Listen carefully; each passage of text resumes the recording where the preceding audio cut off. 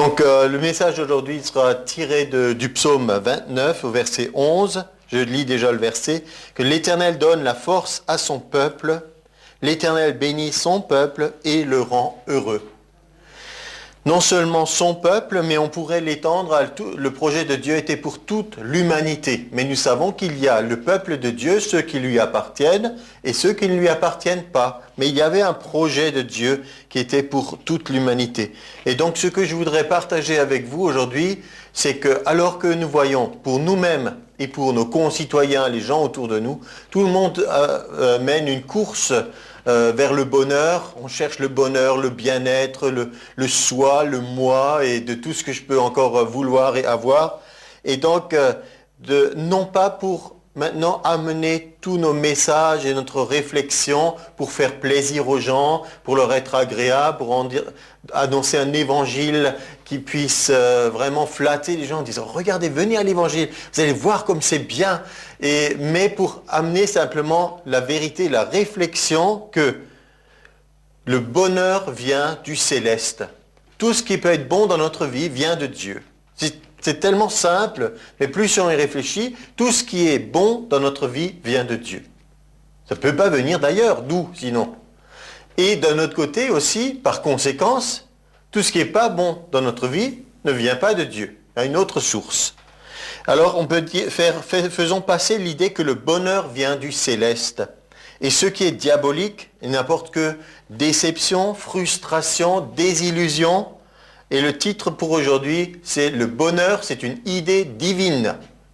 C'est une idée de Dieu. Ça n'a pas été inventé plus tard par l'homme, disant « Dieu avait un projet pour moi, mais moi, l'homme, j'ai une meilleure idée de ce qui est bon pour ma vie ». Alors, il y a une petite histoire. Alors, il y a quelqu'un qui dit « Ah ouais, il n'y a pas à dire, cette semaine, ça va drôlement mieux. La semaine dernière, j'étais abattu. Mais cette semaine, grâce à la prière de mes amis, je peux dire qu'avec le Seigneur, j'ai une pêche d'enfer. » Alors cette idée, la mode a passé un petit peu, on l'emploie un peu moins souvent maintenant, enfin j'ai l'impression, mais l'idée a passé. Vous savez, une fois que la mode a accompli ce qu'elle voulait accomplir, on passe à une autre mode. Vous avez remarqué, ça peut être vestimentaire ou autre chose. Pendant un moment, c'est la mode. Tout le monde qui veut suivre cette mode va faire comme ça, parler comme ça, s'habiller comme ça. Et donc, il y a des modes aussi au niveau de ce qu'on est en train de dire, de la façon de s'exprimer. Il y a des expressions que nous pouvons utiliser. Nos enfants, ça les fait sourire maintenant. Oui, on parlait comme ça de votre temps, entre guillemets. Et donc, il y a des modes, même des expressions ou des intonations ou des raccourcis ou des nouvelles phrases. La mode de parler tout le temps d'enfer, c'est un peu passé, mais l'idée a passé. C'est ça que je voudrais dire. Même si la mode a passé, l'idée a passé. Et en fait, c'était ça la stratégie, que l'idée puisse bien s'installer dans la mentalité des gens, que dans l'Église, au ciel, il y a un certain ennui.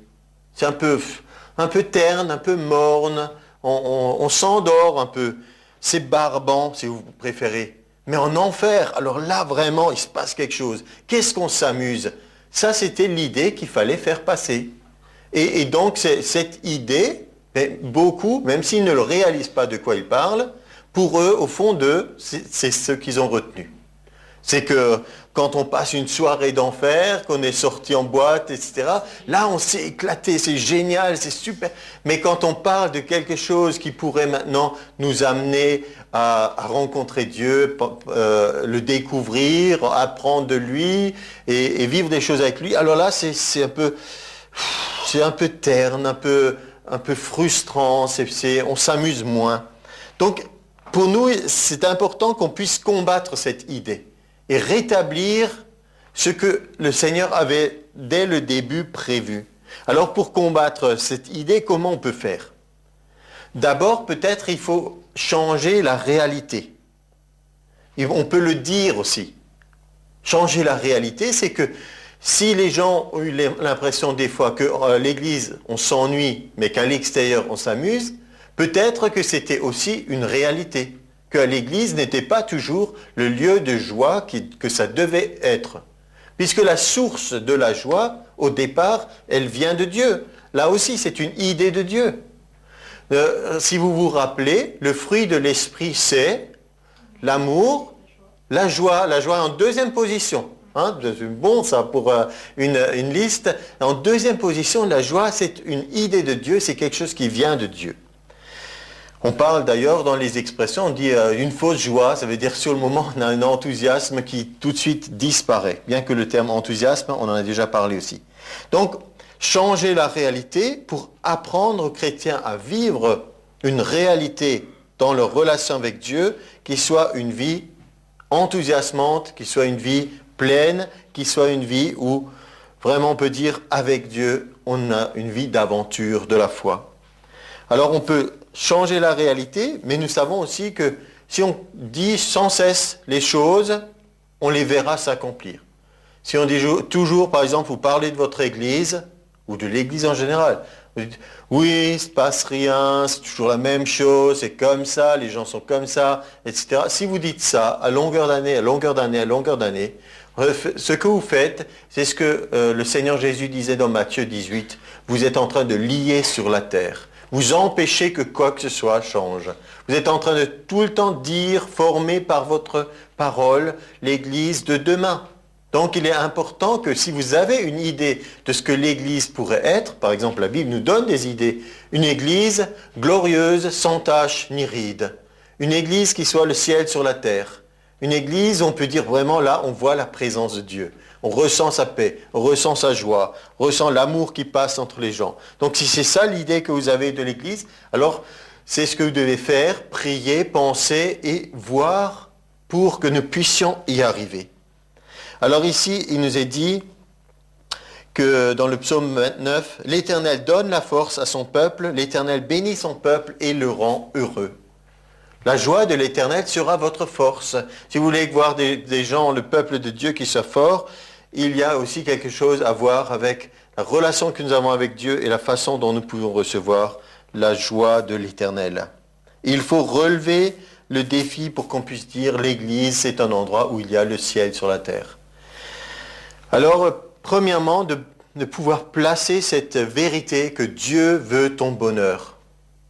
Dieu veut ton bonheur. Je suis persuadé que nous n'en sommes pas encore assez convaincus à quel point Dieu est intéressé que chaque jour de notre vie soit un jour heureux. Chaque jour.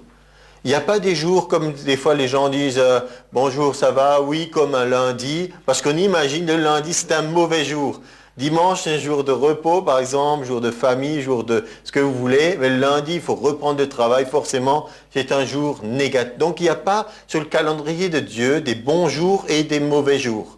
S'il y a des mauvais jours, des jours qui sont désagréables pour nous, fatigants ou autre chose, c'est à cause des circonstances, c'est à cause de beaucoup de choses, mais certainement pas de la volonté de Dieu qu'il aurait inscrit à l'avance sur le calendrier, tel jour sera mauvais.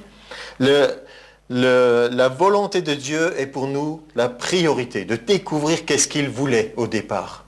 Parce qu'entre ce qu'il voulait et ce qui s'est produit et la restauration de sa volonté qui sera tout à la fin, il y a tout notre vécu. Donc l'évangile, c'est une bonne nouvelle. Une bonne nouvelle, c'est ça que ça veut dire l'évangile. Alors la bonne nouvelle, elle est exprimée dans Luc au chapitre 4, versets 18 et 19. Le premier message de Jésus. Imaginez, quelqu'un a souligné cet aspect. Il a dit, Jésus était la parole de Dieu. Pendant 30 ans, il a été fidèle, régulier à sa synagogue tous les samedis. Et il a écouté des gens qui faisaient des commentaires sur la parole. Et lui était la parole de Dieu. Il a entendu tous ces rabbins, ces érudits, disserter, expliquer la parole de Dieu. Mais il n'a rien dit. Il n'a accompli aucun miracle pendant les 30 premières années. Et il ne nous a pas dit qu'il était un enseignant, qu'il était tout de suite, il a pris une position. Son heure n'était pas encore d'exercer son ministère. Et il a attendu tout ce temps. Et on peut dire c'est comme maintenant un barrage d'eau. L'eau s'était retenue. Et maintenant, le jour vient, le grand jour où il allait se révéler. Et il prononce son premier sermon. La première fois qu'il prend la parole pour déclarer quelque chose. Et il commence son ministère et il dit, « L'Esprit du Seigneur est sur moi, parce qu'il m'a oint pour annoncer une bonne nouvelle aux pauvres. » C'est son premier message et il nous enseigne énormément de choses au travers de ces quelques phrases tout de suite. « L'Esprit du Seigneur est sur moi. » Il fait référence au passage prophétique où Ésaïe avait dit « L'Esprit du Seigneur est sur moi parce qu'il m'a oint ». Il reprend ce passage, il dit « Je suis la parole de Dieu, je suis celui qui l'accomplit, je suis l'envoyé de Dieu, j'ai la capacité, l'onction c'est la manifestation de la puissance de Dieu. J'ai la capacité de changer les choses. » C'est ça qu'il dit. « J'annonce de bonnes nouvelles aux pauvres. » Quelle est la bonne nouvelle aux pauvres? Si vous dites aux pauvres, tu es pauvre, tu vas rester pauvre. Ce n'est pas une bonne nouvelle. Il a besoin d'une bonne nouvelle. La bonne nouvelle pour le pauvre, tu n'as plus besoin de rester dans ton état. Quelque chose est en train de changer. Moi, Jésus, je suis venu pour changer. Comprenez? Il n'est pas venu pour que le statu quo reste ainsi, pour que les choses ne bougent pas, mais au contraire. À un autre moment, on définit le ministère de Jésus. Il est venu pour détruire les œuvres du diable. Le diable avait déjà fait assez de dégâts comme ça, et est venu pour détruire ses œuvres et pour rétablir certaines choses. Donc, il a reçu la capacité pour la bonne nouvelle aux pauvres en disant « Maintenant, il y a un jour nouveau ». Il l'a envoyé pour guérir ceux qui ont le cœur brisé. Le cœur brisé, c'est pas juste comme les chansons populaires, romantiques, « J'ai le cœur brisé, elle m'a quitté », etc. Et le cœur brisé, c'est quelqu'un qui a une souffrance, quelque chose est cassé en lui, et Jésus a dit, je suis venu pour réparer cela, pour refaire quelque chose. Et le cœur brisé, c'est aussi, on peut avoir le cœur brisé parce qu'on se rend compte du mal qu'on a fait. Ça parle d'un changement de mentalité qui s'opère parce qu'on s'est rendu compte du mal qu'on a pu faire et on en a le cœur brisé. C'est une bonne chose des fois d'avoir le cœur brisé. Ça montre que le cœur n'est pas dur. Et proclamer aux captifs la délivrance. Là encore, c'est une bonne nouvelle. Pour les captifs, il y a une délivrance. Aux aveugles, le recouvrement de la vue. C'est pas juste va en paix, tout ira bien pour toi. Renvoyer libres les opprimés et publier une année de grâce du Seigneur. L'année de grâce, c'était une chose merveilleuse que Dieu avait prévue. Cette année, 7 ans, c'était un cycle. 6 années de travail et ensuite 1 an, on laisse reposer la terre. Et quand on a fait 7 fois 7, venait le jubilé, les 50 années. Et là, normalement, la parole de Dieu prévoyait qu'il y ait tellement d'abondance des années d'avant qu'on pouvait encore une fois faire une année de repos total et que la terre produirait suffisamment. Et ce cycle de bénédiction de Dieu n'a jamais eu lieu. Il ne s'est jamais mis en route. Il n'a jamais eu lieu, pas une seule fois dans l'histoire. Pourtant, c'était la volonté de Dieu. Et donc, les gens se posent beaucoup de questions sur la volonté de Dieu. Si Dieu existe, pourquoi ceci, pourquoi cela? Sa volonté pour l'homme est là, mais beaucoup de choses n'ont jamais eu lieu. Mais par contre, ce que les auditeurs savaient, ceux qui ont entendu Jésus dire cela, publier une année de grâce, ils savaient ce que ça voulait dire. Pour eux, ça voulait dire tout le monde était libre, les gens qui avaient des dettes étaient libres, pouvaient commencer une vie nouvelle, il y avait tout un renouvellement. Donc quand il annonce ça, il dit maintenant il y a un changement. Donc ce que nous voulons retenir, quand l'onction est là, la manifestation de la puissance de Dieu est là pour combler nos faiblesses, nos manques. Puisque l'onction est là, l'Esprit du Seigneur est sur moi, la puissance de Dieu est là pour combler notre faiblesse. 2 Corinthiens 12, 9 à 10, il nous est dit « Ma grâce te suffit, car ma puissance s'accomplit dans la faiblesse. » Dans la faiblesse. Cette phrase n'est pas destinée à dire « Bon, nous sommes faibles, on est tous faibles, on va rester faibles, mais heureusement, il y a la grâce de Dieu, et donc on compte sur Dieu. » Mais on compte sur Dieu pour quoi faire? Pas juste pour supporter notre vie telle qu'elle est, mais pour la changer. C'est ça la grâce de Dieu. La grâce de Dieu est en vue d'amener un changement. Comprenez ça? Dieu est le Dieu des changements. Il n'est pas statique, il n'est pas figé, il n'est pas rigide. Il y a constamment des choses qui se passent. Regardez la création.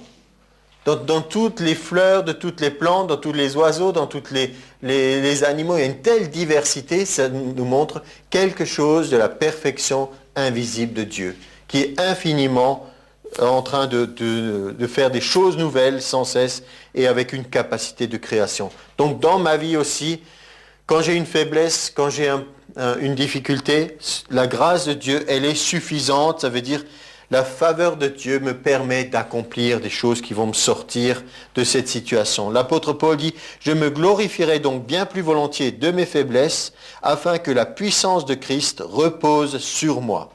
C'est pourquoi je me plais dans les faiblesses, dans les outrages, les calamités, les persécutions, les détresses pour Christ, car quand je suis faible, c'est alors que je suis fort. » Il n'est pas dit, quand je suis faible, alors je reste faible. Mais quand je vois ma faiblesse, j'y vois une occasion que la puissance de Dieu se manifeste. Donc, si tu as un besoin, il y a une provision. Comme j'aime à le dire, Dieu n'est jamais surpris par aucune situation que nous pouvons vivre. Et il ne dit pas, voilà quelque chose qui me surprend totalement. Je n'avais pas pensé à ça. Comment on va remédier à ce problème? Au contraire, quand il y a un problème, il y a déjà une provision de la part de Dieu. Et ça, tous les jours. Le psaume 23, 6, il nous est dit, « Le bonheur et la grâce m'accompagneront tous les jours. » Il n'y a pas un jour excepté.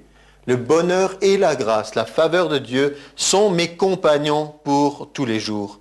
Donc la proposition, l'idée, c'est que Dieu veut qu'aujourd'hui soit une belle journée pour moi. Vous pouvez le dire à votre voisin, Dieu veut qu'aujourd'hui soit une belle journée pour toi.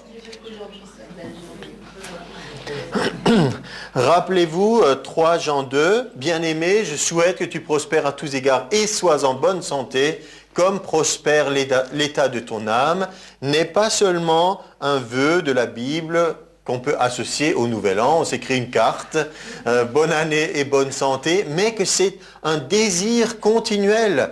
Si vous avez des gens que vous aimez, de votre famille, de vos proches, normalement, vous désirez quelque chose de bon pour chaque jour de leur vie. Vous n'allez pas dire, aujourd'hui, j'aimerais que tu passes vraiment une mauvaise journée.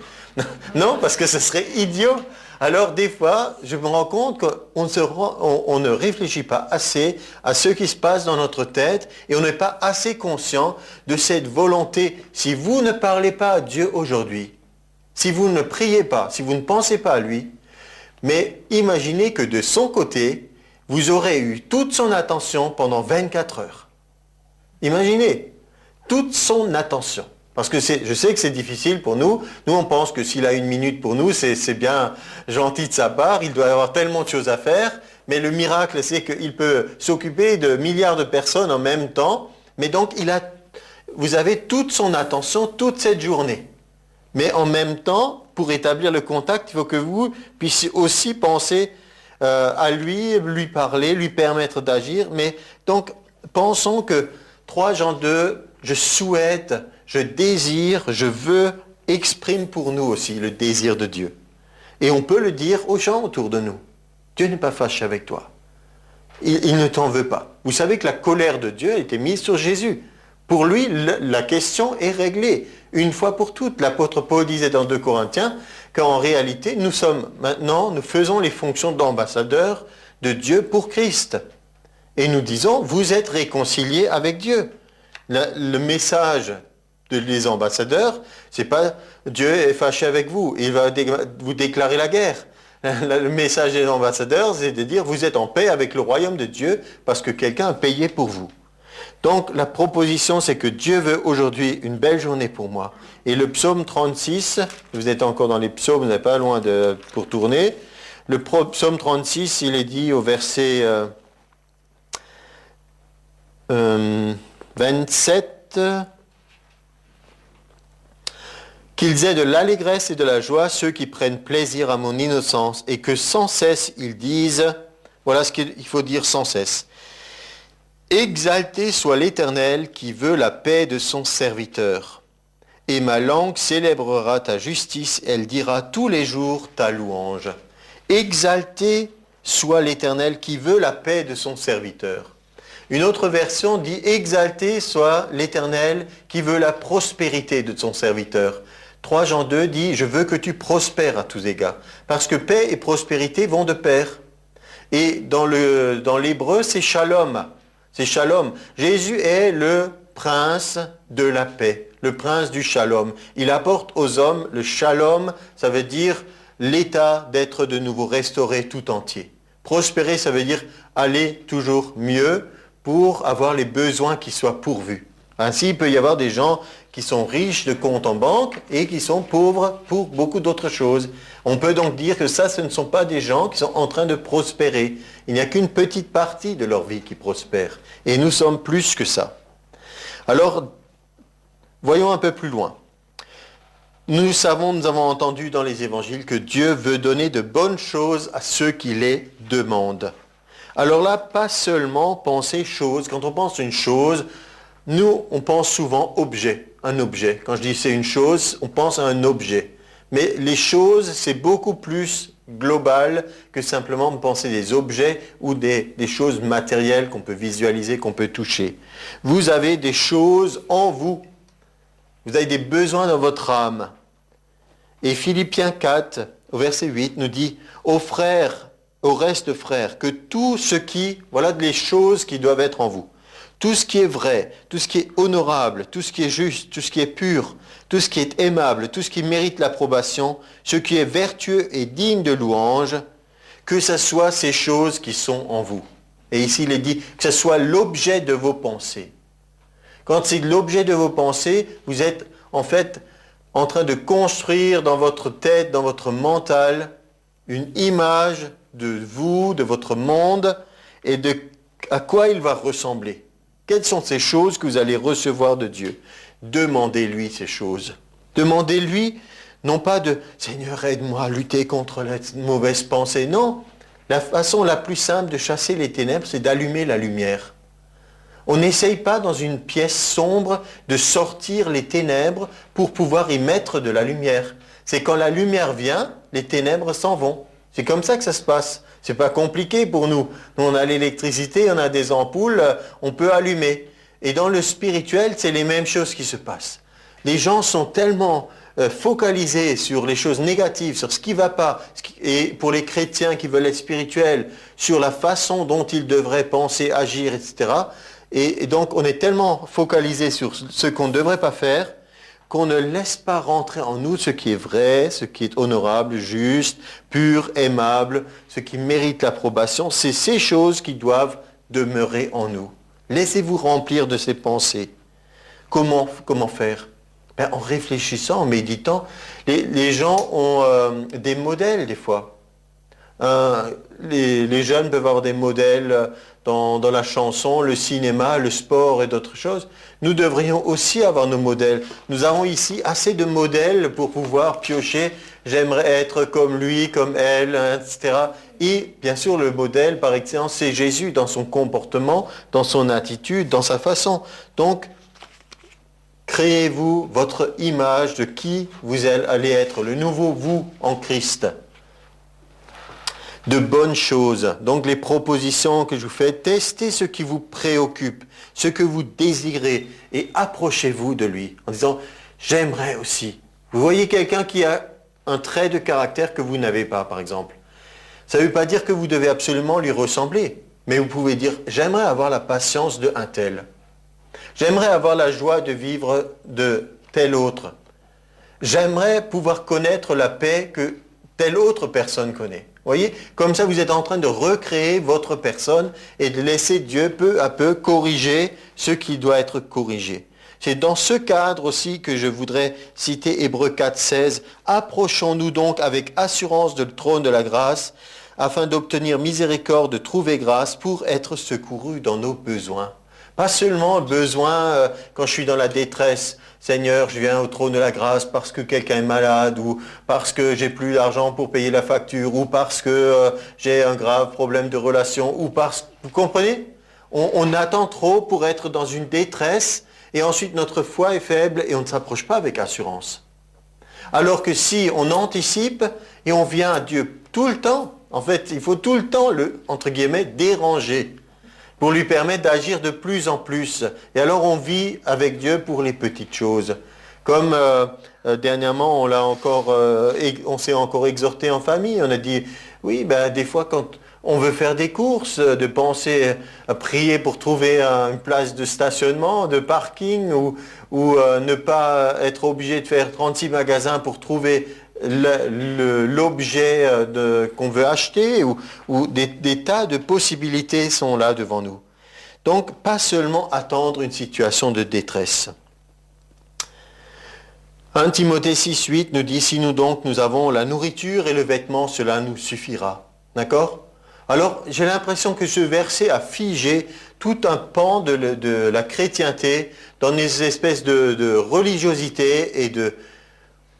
Si la nourriture et le vêtement devaient suffire pour que les gens sont dans la joie, je parle de cette partie du monde, il y aurait beaucoup de joie dans l'Église de Jésus-Christ, en France par exemple. D'accord? Je ne vous parle pas de la réalité de ce que certains peuvent vivre. Je pense par exemple à des gens en Afrique ou en Inde ou ailleurs, où il y a des personnes qui vont mourir de faim aujourd'hui même. Mais je parle de ceux qui, normalement, sont pourvus pour la nourriture et le vêtement. Si on s'en tient à ce verset, vous comprenez ma démonstration? C'est que si on dit nourriture et vêtements, ça me suffit, alors je suis satisfait. Alors tout le monde serait satisfait et tout le monde serait dans la joie. Mais la réalité, c'est qu'il y a beaucoup d'autres choses, entre guillemets, qui nous manquent. Ce que l'apôtre Paul voulait dire à Timothée, c'est que nous devons apprendre à vivre dans le contentement. Mais l'idée, ce n'était pas apprenez à vivre du minimum pour survivre. Ce n'était pas ça l'idée. L'idée, c'était veillez à vous-même, à ce qui est en vous. Apprenez à vivre dans le contentement. Et si c'est peu, vous devez apprendre à vivre dans le contentement. Et dans une autre épître aux Philippiens, il avait écrit « J'ai appris à être content dans l'état dans lequel j'étais. » Soit dans l'abondance, soit dans la disette, mais il avait appris à être satisfait en lui-même. Donc certains pensent aussi que dans ce cadre de la prière et de demander des choses à Dieu, ils pensent que nous sommes constamment dans une sorte de lutte avec Dieu. Il veut nous priver et nous, on doit combattre, faire une espèce de bras de fer avec lui pour pouvoir le convaincre de céder et de nous donner quand même. C'est une conception tellement erronée. Alors on peut y aller par de l'insistance, en pleurnichant, en faisant tout ce que vous voulez, mais nous savons que la seule façon de toucher le cœur de Dieu, c'est au travers de la foi. Sans la foi, il est impossible de lui être agréable. Donc, quand Dieu a dit à Adam et Ève, « Tu ne mangeras pas de cet arbre », Satan est venu avec cette idée. Il veut te priver. Il veut te frustrer. Regarde comme il est. Il veut te priver de la joie de goûter à cet arbre. Et à peu, l'idée s'installe, tant que je n'aurai pas mangé de cet arbre. Quelque chose va me manquer, je serai malheureux. Imaginez qu'ils étaient en train de gouverner le monde entier. Ils avaient autorité sur les animaux. Tous leurs besoins étaient pourvus. Ils n'étaient pas malades, ils avaient la longévité, ils étaient heureux, ils avaient un vis-à-vis, ils avaient la présence de Dieu. Et ils pouvaient manger de tous les arbres, sauf un. Et donc l'idée qui a germé dans leur esprit, c'était, si je n'ai pas ça, je vais être malheureux le reste de mon existence. Et nous voyons la même situation se reproduire de gens que nous, on pourrait les envier des fois. On pourrait dire, vraiment, ils ont tout pour être heureux. Regarde, ils ont ceci, cela. On énumère. Mais la personne elle-même, dans son abondance, de quel que ce soit, il peut être frustré parce qu'il dit, tant que je n'ai pas ça, je ne suis pas content. Prenez par exemple des exemples bibliques de, comment il s'appelait, Aman. Il était le numéro 2 dans le royaume, mais le fait que Mardoché ait refusé de s'agenouiller à son passage, ça l'a complètement perturbé. Juste avant, il avait fait la fête et il avait montré à ses amis, sa femme, tout ce qu'il avait, combien il était important et tout. Et il nous a dit que cette seule chose l'a vraiment troublé et ça a précipité sa chute. Donc pour nous aussi, nous devons réaliser que nous ne sommes pas dans une bataille contre un Dieu qui veut nous priver. Jacob avait un combat, il nous a dit, avec l'ange de l'Éternel toute la nuit. Je ne te laisserai que tu ne m'aies béni.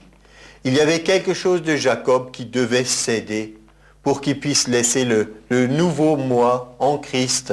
On peut dire, même si c'était longtemps avec Christ, c'est quand même l'idée que de permettre à Israël de se manifester. À la fin de la nuit, il n'était plus le même. Il a mené un combat. Ça, c'est le vrai combat spirituel. Le vrai combat spirituel, c'est pas d'abord être capable de chasser un démon. Chasser un démon, c'est facile. Avec le nom de Jésus, c'est facile. Mais ce qu'il y a en nous, des fois on parle de nos démons intérieurs, c'est une mauvaise expression spirituelle, mais pouvoir mener un combat intérieur et de pouvoir céder, capituler et laisser Dieu prendre le dessus, ça c'est une grande victoire. Alors nous devrions venir à Dieu d'une façon beaucoup plus spontanée et avoir cette prière de dialogue, comme quelqu'un parlerait avec son parent, un enfant. Imaginez un enfant et son père. Le père viendrait et dit, alors qu'est-ce qu'il y a? De quoi tu veux me parler? Et pas, oh Dieu, je viens à toi maintenant. Et on a tout habillé de façon religieuse qu'on n'a plus cette spontanéité. Jésus appelait son père Abba, ça voulait dire papa, cher papa. Il y avait une relation différente. Alors, de quoi tu veux me parler? Qu'est-ce que tu veux que je fasse pour toi? Voilà la façon dont Dieu vient à nous, en réalité. Non, on a tellement de choses au cinéma. Alors, quand c'est la voix de Dieu, c'est une grosse voix. Mon enfant, maintenant, je te dis. Tout ça nous a déformés. C'est des choses culturelles qui nous ont déformés. Et donc, nous devrions aller à lui. Une fois que nous avons cette conscience qu'il nous a posé ces questions, je suis là, qu'est-ce que je peux faire pour toi? Jésus était la volonté de Dieu en action quand il disait, que veux-tu que je te fasse? Une question était simple à comprendre. L'aveugle répondait que je recouvre la vue. C'était simple. Que veux-tu que je te fasse? Le lépreux disait que je sois pur. Je le veux, sois pur. C'était simple, c'était pas compliqué. Et donc pour nous aussi, quand il nous pose la question, qu'est-ce que tu veux que je fasse? Des fois, on ne sait même pas quoi répondre parce qu'on n'a pas compris quel est notre besoin. Alors, dites-lui où ça fait mal. Hein, le docteur dit aussi, est-ce que ça fait mal si j'appuie là? C'est la petite plaisanterie. Mais donc, parler, verbaliser, puis écouter. Développer une relation de qualité. La parole de Dieu est vivante, Hébreux 4, 12, et efficace, plus tranchante qu'une épée quelconque à deux tranchants, pénétrante jusqu'à partager âme et esprit, jointure et moelle, elle juge les sentiments, les pensées du cœur. Rappelez-vous qu'il n'y a pas plus sourd que celui qui ne veut pas entendre. Quand on est dans une relation avec Dieu, on a un dialogue dans la prière, et qu'on pense entendre des choses de Dieu, si on a déjà déterminé à l'avance quelle va être la réponse de Dieu, on n'entendra pas la vraie réponse. C'est là que la parole de Dieu nous permet de trancher. Il nous est dit, en Jésus est le oui à toutes les promesses de Dieu. Il n'est pas dit, en Jésus est le oui à tous nos désirs insensés. Il y a une grande différence entre les deux. Il y a des gens qui, j'aimerais ça. Et alors ils se précipitent de demander à Dieu, et se demandent pourquoi ça ne vient pas. Et puis ils essaient de se convaincre eux-mêmes avec des promesses de Dieu. Les promesses de Dieu sont précises. Il ne va pas nous donner un désir insensé. Il y avait aussi cette réflexion, comment Dieu répond dans la prière? Est-ce qu'il dit oui ou non ou attends? Donc nous devrions arriver à une période de notre vie où dans la prière, on n'est plus que la réponse oui. Parce qu'on ne va même plus demander pour des choses qu'on sait à l'avance que Dieu ne veut pas. On ne va pas lui demander, Seigneur, permets que quelqu'un m'offre de la drogue gratuitement, parce que c'est quand même cher sur le marché. Alors qu'est-ce qu'il dirait? Oui, non, attends. C'est évident que c'est non, c'est même pas la peine. Mais ce qui est grossier et qui nous fait rire, c'est en réalité, c'est aussi ce qui ne va pas quand on insiste dans un domaine, mais qu'au final, ça ne nous ferait aucun bien. Et Dieu sait à l'avance que ça va nous détruire. Donc il n'y a aucun bien. Il n'y a aucun bien pour, je vais faire un peu de politique et sociale, il n'y a aucun bien à libéraliser l'accès de la drogue pour tout le monde. Aucun bien. Parce que le message qu'on communique, c'est ce n'est pas tellement grave. Si, c'est grave parce que ça, au final, ça vous détruit. C'est quelque chose qui va conduire à la mort. Bien sûr, comme je dis, les gens qui se droguent, c'est déjà assez triste pour eux. On ne va pas les traiter encore comme des criminels et les poursuivre, etc. Ceux qui fabriquent, ceux qui revendent, etc., c'est pour moi bien plus grave, bien sûr. Mais l'idée, c'est que quelque chose qui n'est pas bon pour nous, Dieu ne va jamais nous le donner. C'est évident. Mais pourtant, beaucoup de gens perdent beaucoup de temps à insister et à vouloir quand même obtenir. Alors qu'il y a tellement plus à côté pour nous et il nous connaît. Nous sommes tout entiers. On a dit Dieu veut notre bonheur et il nous connaît tout entier. Nous devons comprendre que nous sommes esprit, âme et corps.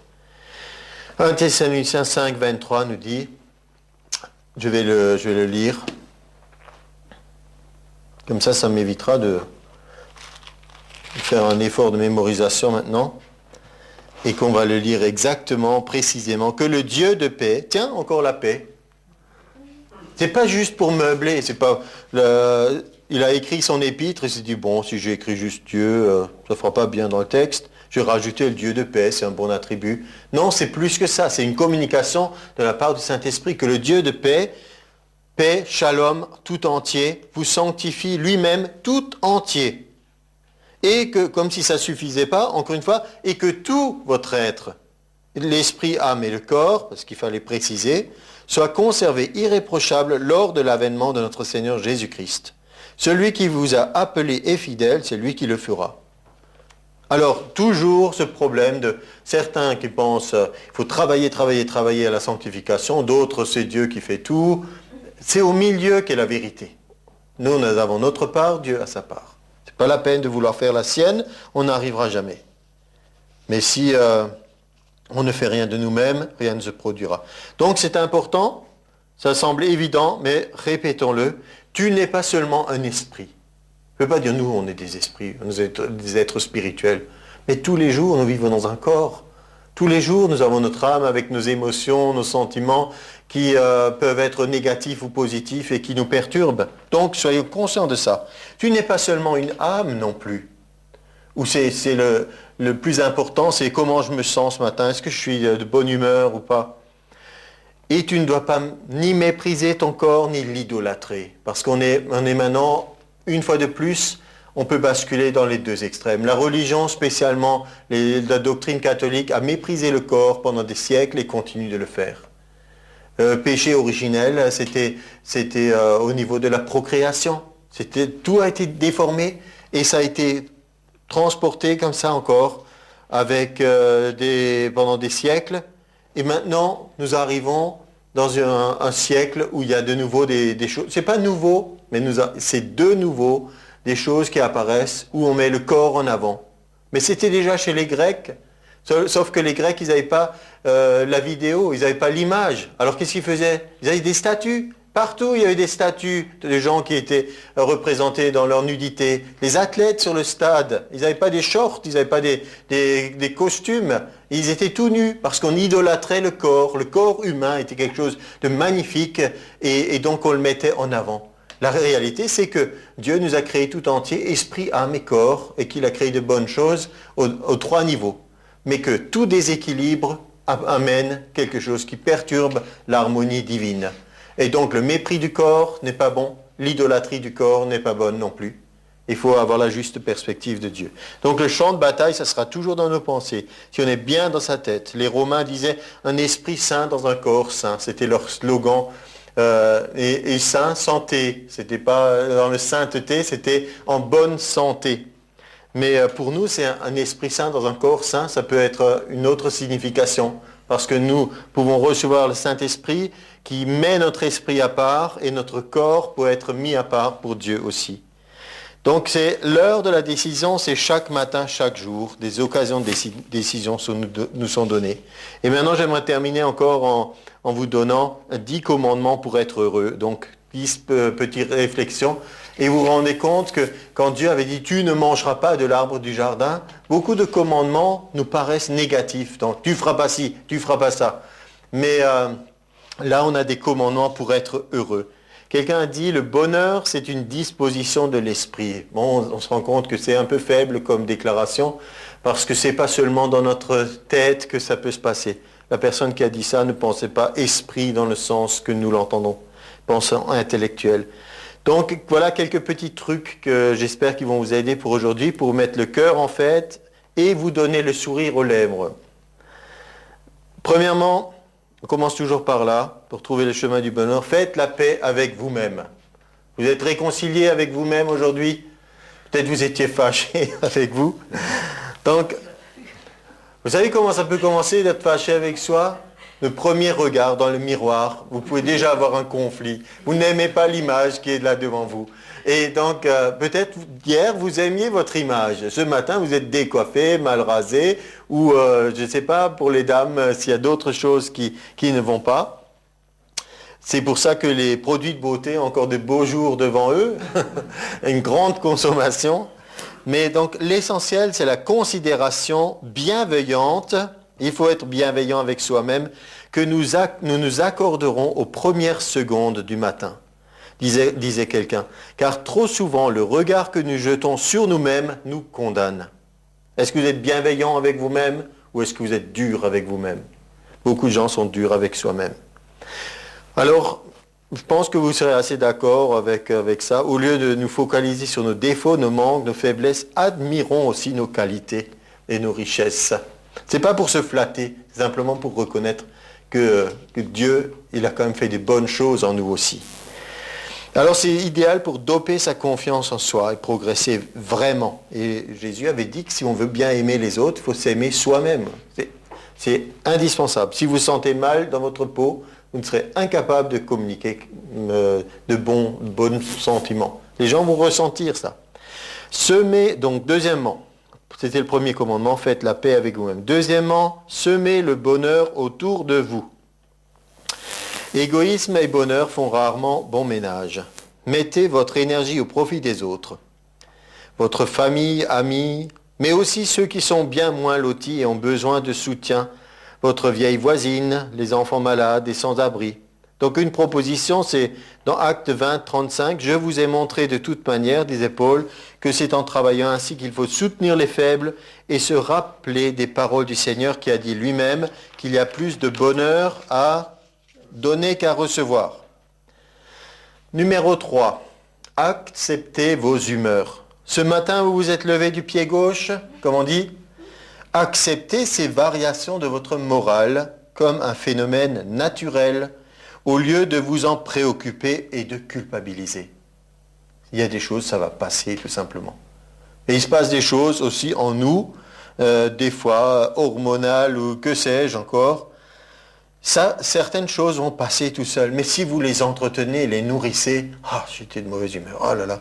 Et puis après, on se culpabilise et puis en fait, on se gâche une bonne partie du reste de la journée comme ça. Il y a certaines choses qui passeraient et vous en serez moins victime. De la même façon, admettre que vos proches, eux aussi, puissent être de mauvaise humeur, vous aidera à les supporter plus sereinement. Et pensez à Smith Wigglesworth. Il disait, « Je ne demande jamais comment va Smith Wigglesworth. » Et il se posait jamais la question. Et il disait qu'il regardait dans la parole de Dieu et ensuite il disait comment il va. Pensez au psaume 103, verset 2. « Apprenez à parler à votre âme. Mon âme bénit l'Éternel. » Un peu de grammaire ici. Mon âme bénit est avec un IS. Ça veut dire, c'est la deuxième personne du singulier et pas la troisième. Il n'est pas en train de dire mon âme bénit l'Éternel. Ça veut dire elle est en train de bénir l'Éternel. Il parle à son âme et il lui dit bénis l'Éternel. Donc il se parle à lui-même. Intéressant comme comportement. Il se parle à lui-même. Sachons parler à notre âme. Il dit, voilà mon âme, comment tu dois maintenant te comporter. Tu es de mauvaise humeur? Non, tu vas bénir l'Éternel. Quatrièmement, reconnaissez votre chance. Vous avez une femme, un mari, des enfants, des parents, amis. Vous n'avez peut-être pas tout ça à la fois, mais vous en avez peut-être l'un ou l'autre de toute cette liste. Un travail, un logement, vous êtes en bonne santé. Alors, qu'est-ce que vous voulez de plus? Peut-être certains veulent toujours plus, c'est ça le problème. Mais vous pouvez aussi admettre que vous faites partie du clan des vénards et cessez vos crises d'insatisfaction. Certaines choses j'ai pris dans des endroits qui n'étaient pas spécifiquement de la parole de Dieu, mais je les corrige au fur et à mesure. Il dit, acceptez votre chance et provoquez-la sans douter d'elle. Vous avancerez à pas de géant. Et ça, c'est moi qui le rajoute. Rappelez-vous que ce que le monde appelle la chance, pour nous, ça s'appelle la bénédiction. Donc, vous enlevez chance et vénard, et vous dites que toutes les choses que vous avez reçues, c'est comme ça que des fois, on chante contre les bienfaits de Dieu.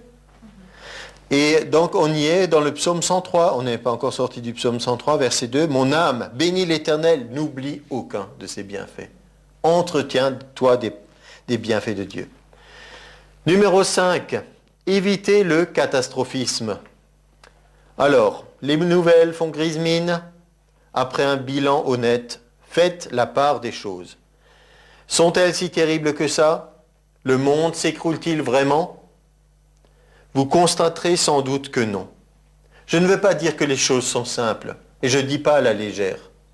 Et il y a des gens dans notre pays aussi qui perdent leur emploi, il y a des choses qui ne vont pas bien ici et là. Mais imaginez que si, je parle maintenant de la France à l'heure actuelle où je vous parle, si le revenu par habitant baisse d'un quelques petits pourcents, nous nous retrouvons actuellement avec la baisse programmée à un niveau de 2007, nous sommes en 2009. En 2007, la France était toujours un des pays les plus riches du monde. Et il y avait toujours beaucoup de gens dans notre pays qui vivaient bien. Je ne parle pas que tout soit bien réparti, je ne dis pas qu'il n'y a pas des gens qui vivent des moments très difficiles, mais ça c'est la vieille idée du monde que les richesses sont mal distribuées et qu'il y a beaucoup qui n'ont pas accès au minimum. Mais les nouvelles ne sont pas toujours exactement ce qu'on veut nous faire croire. Donc nous avons besoin aussi d'analyser nos informations et de voir les choses telles que je les vois. Est-ce que c'est vraiment aussi grave que ça? Et là je parle des choses très personnelles. Est-ce que mon monde s'écroule? Est-ce qu'il n'y a plus rien qui va tout à coup? Donc, apprenez à relativiser par rapport à d'autres, par rapport à des choses pires, et par rapport au fait que rien n'est impossible à Dieu. Vous êtes d'accord avec ça? 6. Écoutez les autres. Un commandement pour être heureux aujourd'hui, vous devez apprendre à écouter les autres. L'empathie. Empathie, c'est une faculté de comprendre et de connaître les autres, en s'identifiant à eux. C'est un problème actuellement que beaucoup de gens parlent et plus personne ne veut écouter. Mais il est important, c'est une qualité maîtresse qui facilitera vos relations et votre regard sur la vie. Essayez de vous mettre à la place de vos proches, des personnes éloignées que vous trouvez pénibles. Votre patron est énervé? Peut-être son fils a des gros soucis de santé. Il y a un problème avec le conjoint, peut-être c'est par rapport à son travail qu'il y a un problème. Vous avez une collègue qui est désagréable, peut-être c'est parce qu'il pleut depuis 3 jours et que ça lui fait quelque chose au niveau du moral. Il faut apprendre à voir qu'est-ce qui se passe chez les autres. Et ça, vous ne pouvez pas le faire si vous n'êtes pas attentif et si vous n'avez pas écouté. Dans leur vie, est-ce que vous auriez une meilleure attitude? Est-ce que vous seriez aimable? Et donc Jacques 1,10 nous dit, soyez donc prompts à écouter et lents à parler. Ne donnons pas tout de suite les réponses toutes faites. Numéro 7, là vous serez d'accord pour être heureux, créez la fête. Le proverbe 15,15 dit, un cœur content est un festin perpétuel. Ne nous enfermons pas dans le rythme monotone des journées. Cultivons nos amitiés. Partons à la rencontre des autres, établissons des liens nouveaux. Vous êtes crevé? Sachez faire simple, pas de grand dîner avec tralala. Mais ne ratez pas un bon moment. Se priver de présence sous prétexte de se préserver et de dormir, ça fait que vous vous coupez de plus en plus, vous vivez une vie repliée, mais ça ne vous apporte pas réellement de bénéfices.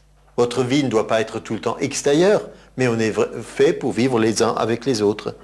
La vie nous demande d'avancer et non de nous économiser et d'être avares de nous-mêmes. 8e point. Réconciliez-vous avec votre passé. S'accepter, c'est se mettre à jour de son passé. Laissez de côté les ressentiments, vieilles rancunes. On lit avec plaisir les bandes dessinées d'Astérix, spécialement en Corse.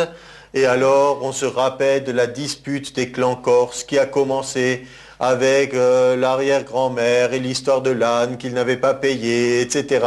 Et donc, on s'amuse beaucoup de ça. Mais dans le quotidien, c'est exactement toutes ces petites choses dont des fois on ne sait même plus comment ça a commencé et qui maintenant nous semblent ridicules, mais on s'y cramponne. Donc il faut lâcher ces choses, lâcher les ressentiments, vieilles rancunes, accepter ce qui ne peut pas être changé.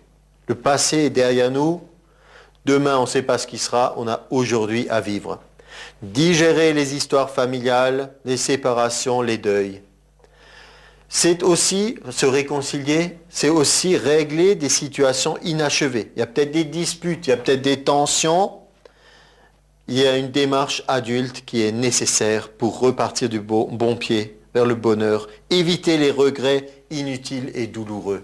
Des fois, on le voit peut-être dans des films ou ailleurs, et quand il y en a un des deux qui est mort et ils n'ont pas eu le temps de se réconcilier, ils n'ont pas eu le temps de se dire combien ils s'appréciaient, etc.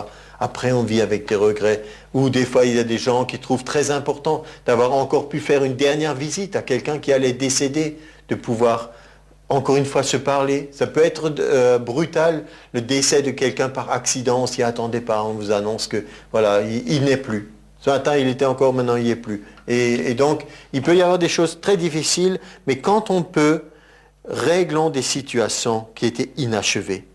Et la Bible nous dit 2 Corinthiens 5, 17, les choses anciennes sont passées, en Christ toutes choses deviennent nouvelles. Et aussi Marc 11, 25, on connaît Marc 11, 22, ayez la foi de Dieu. Marc 11, 23, ce que vous dites s'accomplira. Marc 11, 24, ce que vous demandez dans la prière. Mais Marc 11, 25 nous dit, si vous avez quelque chose contre quelqu'un, alors pardonnez. Et un complément dans un autre évangile nous dit, et aussi si vous savez que quelqu'un a quelque chose contre vous, alors vous pouvez aussi aller demander pardon.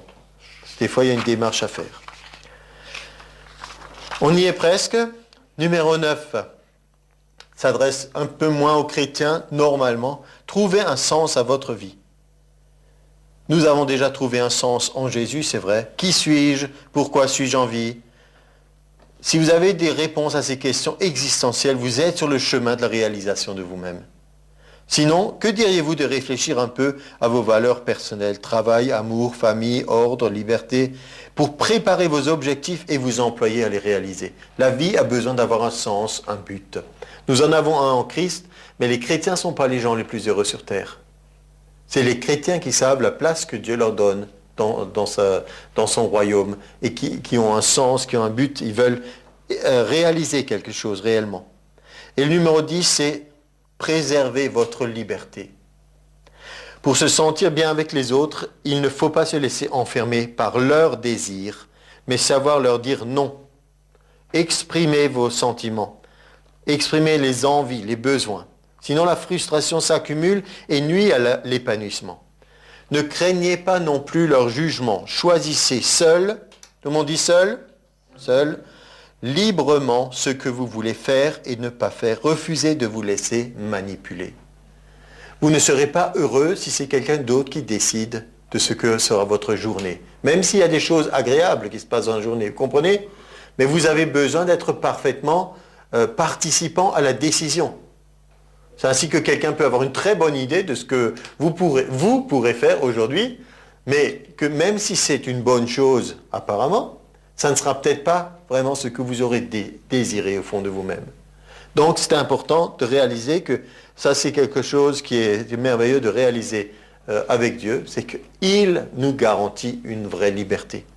Jean 8, celui que le Fils a franchi est réellement libre. Et l'apôtre Paul donnait ce complément. Dans 1 Corinthiens 8, il avait découvert quelque chose. Tout est permis, mais tout n'est pas utile. Donc nous ne disons pas, moi je ne fais pas ça parce que ma religion me l'interdit. Je ne fais pas ça parce que, bien que tout m'est permis, tout m'appartient, en Christ je peux triompher de n'importe quoi. Je choisis, avec l'aide de Dieu, je choisis ce qui est bon pour moi, ce qui m'édifie, ce qui me fait du bien. Et notre conclusion sera dans 1 Thessaloniciens 5.